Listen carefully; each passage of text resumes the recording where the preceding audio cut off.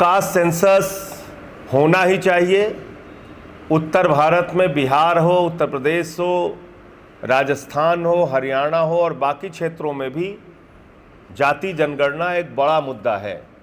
जब तक आपको पता ही नहीं चलेगा कि किस जाति की कितनी संख्या है, तो सरकार की तमाम स्कीमें जो लागू होती हैं, आरक्षण की जो व्यवस्था लागू होती है, उसमें सभी जातियों के साथ न्याय करना संभव नहीं है अगर आपके पास जाति जनगणना का आंकड़ा नहीं होगा। देखिए, आर्थिक आधार पर न्याय के लिए मोदी जी की सरकार ने आरक्षण लागू किया है 10%,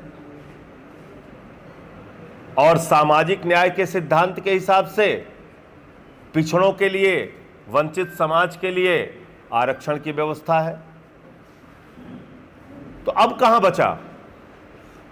पहले तो सवर्ण बिरादरी के लोग ये कहते थे कि भाई ये आरक्षण वाले हैं, हम गैर आरक्षण वाले हैं।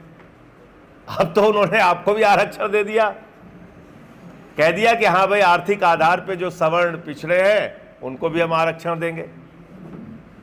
तो फिर न्याय की बात अगर आप कर रहे हैं, तो न्याय के लिए जरूरी यह है कि जाति जनगणना हो, पता चले किसकी कितनी संख्या है, पिछड़ों की कितनी है, अनुसूचित जाति की कितनी है, अनुसूचित जनजाति की कितनी है, अपर कास्ट की कितनी है, सवर्णों की कितनी है।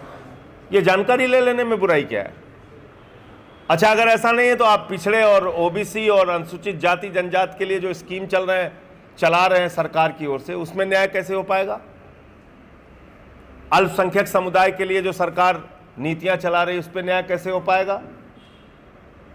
और ये मैं नहीं कह रहा हूं कि खाली गैर भाजपा सरकारें चला रही हैं, भाजपा सरकारें भी चला रही हैं अल्पसंख्यकों के लिए, पिछड़ों के लिए, अनुसूचित जाति के लिए, जनजाति के लिए।